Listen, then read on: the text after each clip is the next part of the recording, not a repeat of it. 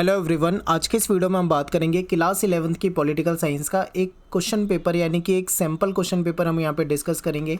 आपके supporting material में दिया हुआ है और बहुत अच्छा पेपर है। इसमें से कुछ क्वेश्चन आपके एग्जाम में आपको देखने को मिलेंगे, ठीक है, इंपॉर्टेंट है। तो ये सारी चीज़ें आप पढ़ लो कि कैसे कैसे आते हैं क्वेश्चन, सेक्शन ए में कैसे आते हैं, सेक्शन बी में कैसे आते हैं, ठीक है।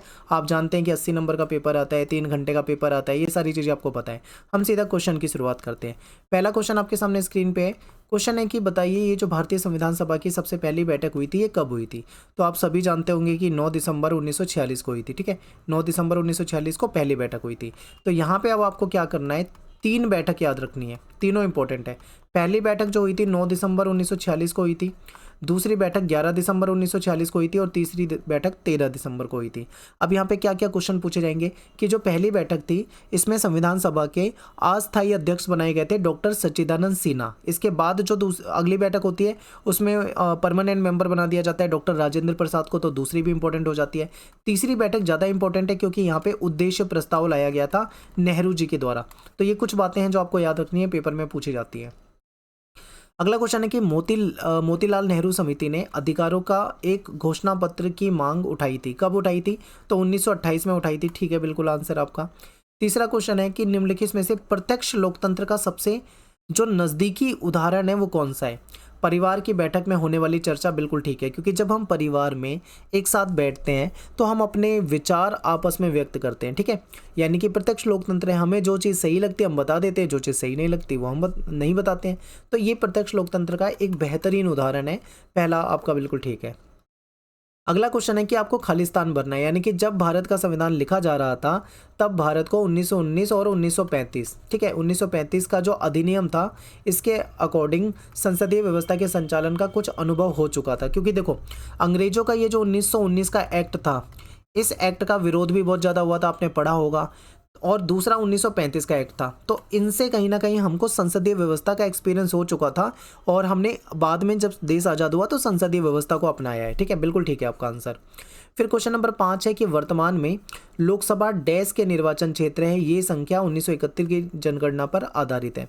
तो आज के समय में अगर हम देखें तो लोकसभा के 543 जो सदस्य हैं, ठीक है, ये निर्वाचन क्षेत्र है, यानी इतने मेंबर बनते हैं, इतने क्षेत्र हैं। और आपको ये भी याद रखना है कि 2 एंग्लो इंडियन की सीट होती थी पहले, जो कि राष्ट्रपति के द्वारा मनोनीत होते थे, लेकिन अब वो एंग्लो इंडियन वाली सीटें खत्म कर दी गई है। हो सकता है पेपर में वहाँ से क्वेश्चन आ जाए। क्वेश्चन नंबर 6 है कि न्यायपालिका की स्वतंत्रता का अर्थ है कि सरकार के अन्य 2 अंग, ठीक है, और कार्यों में किसी प्रकार की बाधा ना पहुंचाए ताकि ठीक से काम हो सके। यानी कि सरकार के 2 अंग कौन से हैं? विधायिका और कार्यपालिका। यानी न्यायपालिका का स्वतंत्रता का मतलब है कि विधायिका कार्यपालिका न्यायपालिका के काम में अड़ंगे ना लगाएं, ठीक है। 7th क्वेश्चन है, ये कुछ गलत है, आपको इसको ठीक करके दोबारा से लिखना है। तो सबसे पहले हमको गलती पहचाननी है।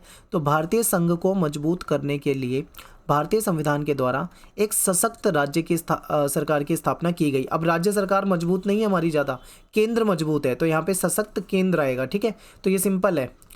अगला क्वेश्चन देखो, इसमें क्या करना है, आपको कथन की जांच करनी है, सत्य और असत्य के आधार पर इसकी जांच करनी है कि मतलब ये सही है या गलत है, ठीक है। तो पढ़ते हैं।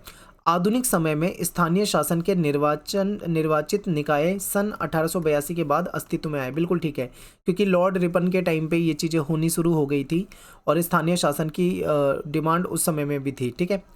9वां क्वेश्चन है कि आर्टिकल जो 3 है वो संसद के विधि द्वारा संघ में नए राज्यों को प्रवेश दे सकती है, गलत है, ठीक है, गलत है। क्वेश्चन नंबर 9 के बाद आगे देखो, निम्नलिखित प्रश्न में 10 से 12 तक अभिकथन और कारण वाले क्वेश्चन है, ठीक है। तो अभिकथन और कारण में क्या करना पड़ता है, अपने को अभिकथन बहुत ध्यान से पढ़ना पड़ता है और कारण भी।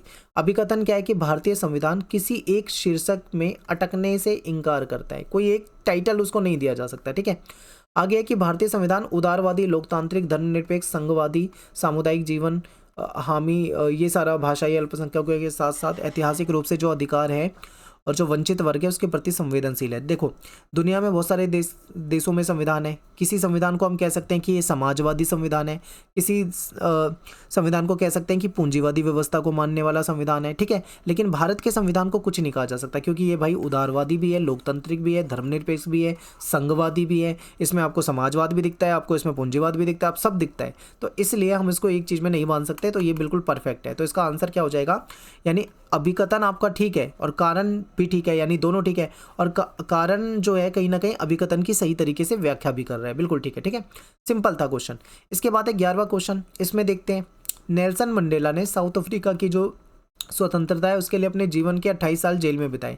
देखो 28 साल तो वो जेल में थे, बिल्कुल ठीक है। फिर इन्होंने अपनी आत्मकथा लॉन्ग वॉक टू फ्रीडम पुस्तक में लिखी, क्या ये सही है? ठीक है, तो इसको देखते हैं। तो अभिकथन और कारण दोनों सही है, लेकिन जो कारण है ना वो कथन की सही व्याख्या नहीं कर रहा है। ठीक है, इसी के बाद इसका 12वां क्वेश्चन है, ये देखते हैं। तो इसमें क्या है, पुरुष स्त्रियों से बढ़कर है, ये एक प्राकृतिक सत्य है, कारण दे रखा है। और अभिकथन देखते हैं, समानता की अवधारणा में ये निहित है कि सभी मनुष्य अपनी दक्षता और प्रतिभा को विकसित करने के लिए उनको समान अवसर मिले। तो भाई इसका आंसर हो जाएगा कि आपका अभिकथन तो ठीक है कि समानता तो सबको होनी चाहिए, लेकिन जो ये कारण दे रखा है ना, ये गलत दे रखा है। ठीक है, पुरुष प्रधान समाज को दिखा रहा है, ये गलत है।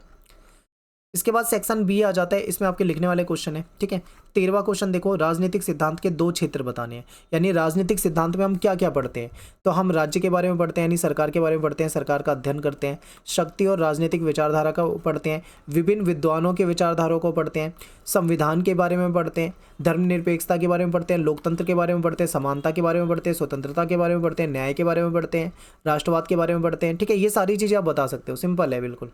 अगला है कि रोल्स के अज्ञानता का आवरण से क्या तात्पर्य है, ये पेपर में जरूर आता है, इसको याद करके जाना है। रोल्स के अज्ञानता के आवरण का मतलब है कि हम खुद को ऐसी स्थिति में कल्पना करेंगे जहाँ पे फैसला हमको लेना होगा कि समाज कैसे संगठित हो सकता है।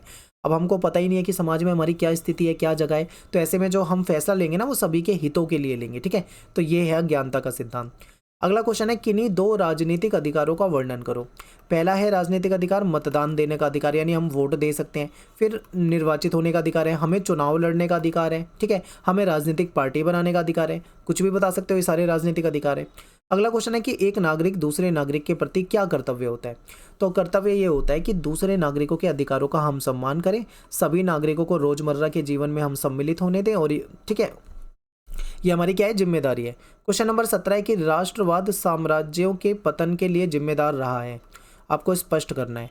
तो 20वीं शताब्दी की शुरुआत में यूरोप में ऑस्ट्रिया हंगरी और रूसी साम्राज्यों के पतन तथा उनके साथ एशिया अफ्रीका में फ्रांसीसी ब्रिटिश डच और पुर्तगाली साम्राज्यों के बंटवारे में राष्ट्रवाद ही था। तो बिल्कुल ठीक है, क्योंकि राष्ट्रवाद की शुरुआत जो हुई थी यूरोप में हुई थी, और बहुत सारे देश है, ऑस्ट्रिया में, हंगरी में, रूसी साम्राज्य का जो पतन है वो इसी के कारण हुआ। आपने देखा होगा ना, फ्रांसीसी क्रांति भी इसी के कारण देखने को मिलती है। अगला क्वेश्चन है कि संविधान के 2 महत्वपूर्ण कार्य आपको बताने हैं। तो संविधान का कार्य क्या होता है कि संविधान नियमों का एक ऐसा समूह हमें उपलब्ध कराता है जिससे समाज जो है एक दूसरे के लिए कम से कम एक विश्वास बना के चले। ठीक है, संविधान ये तय करता है कि समाज में अंतिम निर्णय लेने की जो शक्ति है वो किसके पास होगी। ठीक है, हमको कैसे मतलब उस संविधान का सम्मान करना है, ये सारी चीज़ें वो तय करता है। फिर अगला क्वेश्चन है कि हमें मौलिक अधिकारों की आवश्यकता क्यों है। भाई बिल्कुल, क्योंकि उससे हमारा विकास होगा। अगर मनुष्य को अपना सर्वांगीण विकास करना है तो फिर भाई उसको मौलिक अधिकारों की जरूरत है। इसके बाद आपका सेक्शन सी है, इसमें 20 नंबर का है आपका ये सेक्शन, तो इसको देख लेते हैं। इसमें 2 चुनाव प्रणाली को कंपेयर किया हुआ है। सर्वाधिक वोट यानी फर्स्ट पास्ट द पोस्ट प्रणाली, जो सबसे ज़्यादा वोट लेकर आता है वो जीत जाता है कि ये, और दूसरा समानुपातिक प्रतिनिधित्व वाली, जिससे राष्ट्रपति वगैरह का चुनाव होता है। ठीक है, राज्यसभा का चुनाव होता है। तो चलिए देखते हैं दोनों में क्या फ़र्क होता है। तो इसमें देश को छोटे छोटे निर्वाचन क्षेत्र में बांट दिया जाता है। ठीक है, और इसमें पूरे देश को एक ही निर्वाचन क्षेत्र मान लिया जाता है। इसमें हर निर्वाचन क्षेत्र से एक कैंडिडेट जो है वो चुना जाता है। इसमें एक से अधिक प्रतिनिधि चुने जाते हैं, क्योंकि राज्यों का आ जाता है ना इसमें। और फिर इसमें मतदाता प्रत्याशी को वोट देता है, डायरेक्ट, मतलब डायरेक्ट वोट देने जाओगे आप और अपने कैंडिडेट को वोट दे दोगे। लेकिन इसमें हम वोट नहीं देते, हमारे द्वारा जो जिताए गए MP या फिर MLA होते हैं वो वोट करते हैं। ठीक है, फिर क्या है, प्रत्याशी को मतदाता व्यक्तिगत रूप से जानता है, लेकिन यहाँ पे प्रत्याशी को मतदाता जो होता है व्यक्तिगत रूप से, हो सकता है जातिगत रूप से नहीं जानता हो। आगे चलते हैं। इसी में अगला क्वेश्चन है कि भारत में जो प्राइम मिनिस्टर पद है, ये शक्तियों में आए बदलाव के बारे में बताइए। तो प्रधानमंत्री का चयन में राष्ट्रपति की भूमिका अब बढ़ गई है। क्योंकि क्यों बढ़ी है मैं बता देता हूँ।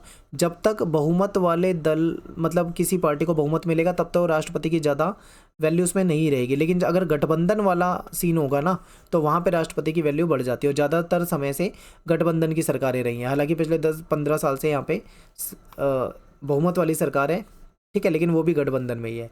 अगला है कि राजनीतिक सहयोगियों से परामर्श की प्रवृत्ति बढ़ जाती है, क्योंकि भाई अब कोई प्राइम मिनिस्टर बनेगा तो उसे अपने राजनीतिक सहयोगियों का भी ध्यान रखना होगा। प्रधानमंत्री के विशेष अधिकार पे अंकुश लग जाता है। सहयोगी दल के साथ बातचीत और समझौते के बाद ही पॉलिसी बनती है। अगर कोई सहयोगी दल नाराज हो जाए तो भाई सरकार भी गिरा देती है, ठीक है। इसी के ऑप्शन में क्वेश्चन है कि लोकसभा की 4 शक्ति बतानी है आपको। तो देखो, विधायी संबंधी शक्तियां हैं लोकसभा के पास, वित्त संबंधी शक्तियां हैं, ठीक है, न्यायिक शक्तियां होती है, कार्यकारी पे, कार्यपालिका वगैरह पे नियंत्रण बनाने की शक्ति होती है, संविधान में संशोधन करने की शक्ति होती है, नए कानून बनाने की शक्ति होती है। इसके बाद है कि हमें संसद की जरूरत क्यों है, कोई 4 कारण बताने हैं। तो संसद जो है कानून बनाती है, संसद बजट पारित करती है, संसद सरकार पे कंट्रोल करती है, संसद संविधान में संशोधन करती है। तो इसलिए हमको संसद की आवश्यकता होती है। फिर लोकसभा अध्यक्ष के कोई 4 कारण बताओ। देखो, लोकसभा जो अध्यक्ष होता है उसको स्पीकर कहा जाता है, ठीक है। वो जो बैठक होती है ना, उसकी अध्यक्षता करता है, ठीक है। लोकसभा प्रस्ताव को अनुमति देगा। मान लो अगर कोई व्यक्ति गलत बर्ताव कर रहा है तो उसको सस्पेंड भी कर देता है। वित्त विधेयक पर निर्णय लेने का काम सदन में जो प्रवर समिति होती है या जो दूसरी समिति के जो सभापति होते हैं उनको नियुक्ति करने का काम भी वही करता है। फिर क्वेश्चन नंबर 23 है कि कौन से मुद्दे पर भारत में संसद और न्यायपालिका के बीच में टकराव की स्थिति आ गई थी, ठीक है। तो देखो, संपत्ति का अधिकार जो था पहले मौलिक अधिकार था, इसको हटाकर कानूनी अधिकार बना दिया गया था, तो यहाँ पे टकराव देखने को मिला। फिर संसद की संविधान को संशोधित करने की शक्ति को लेकर विवाद हो गया था, ठीक है। फिर निवारक नजरबंदी के कानून को लेकर भी कुछ विवाद रहा है। आरक्षण के मुद्दे पे भी कुछ कुछ ये देखने को मिला है।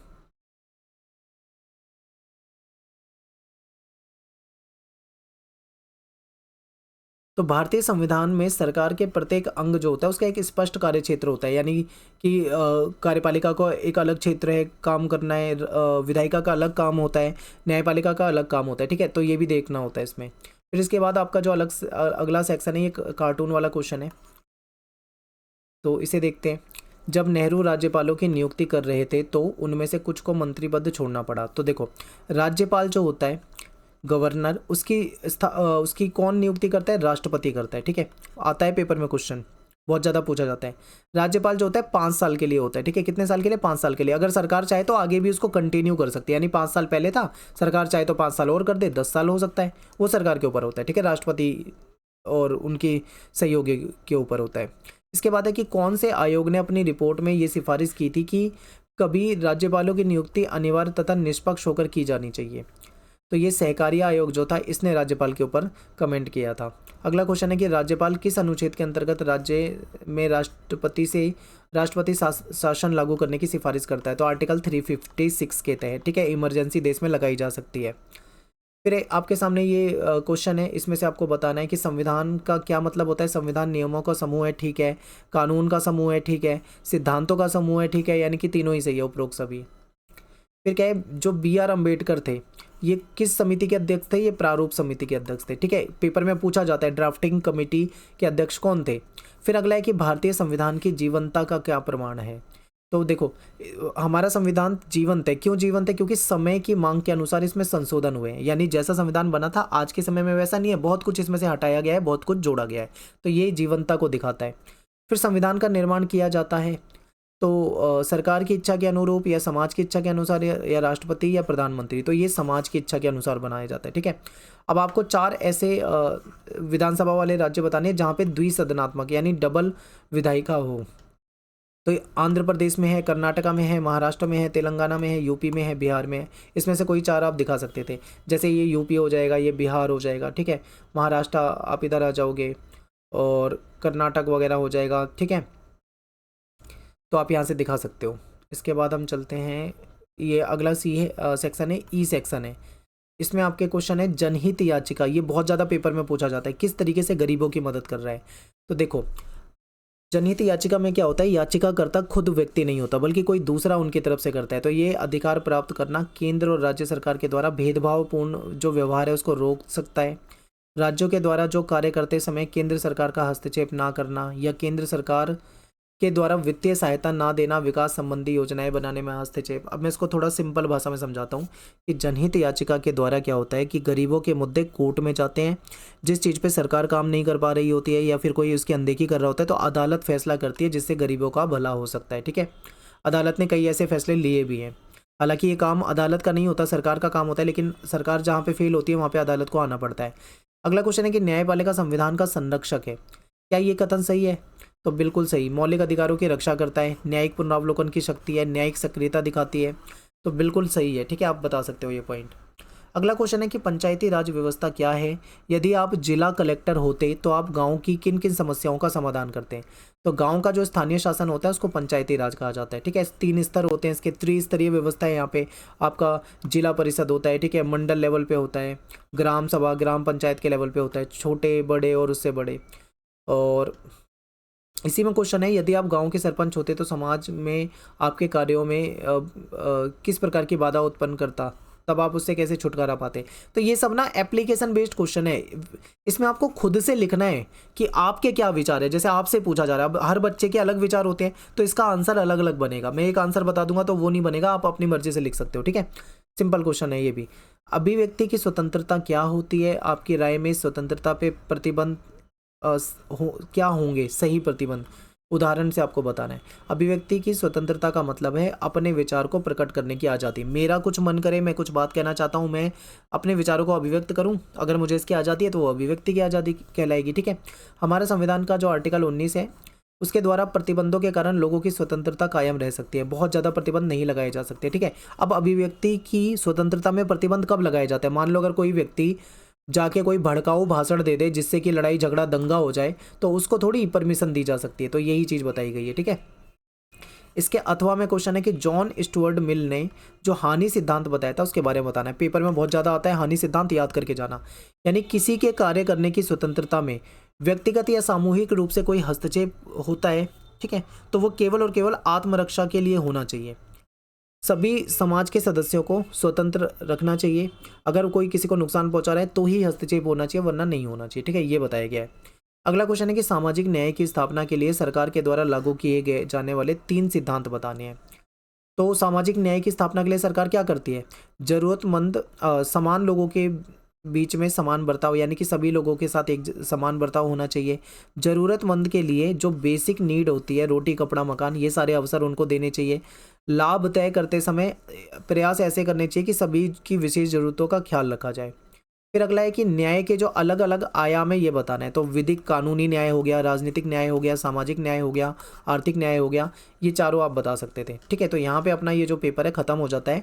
आई होप आपको अच्छे से समझ में आया होगा। थोड़ा मैंने जल्दी बताया क्योंकि पेपर आपका है, टाइम ज़्यादा है नहीं, तो उम्मीद करता हूँ आपको अच्छे समझ में आया होगा। तो आप इसको देख कर जाना।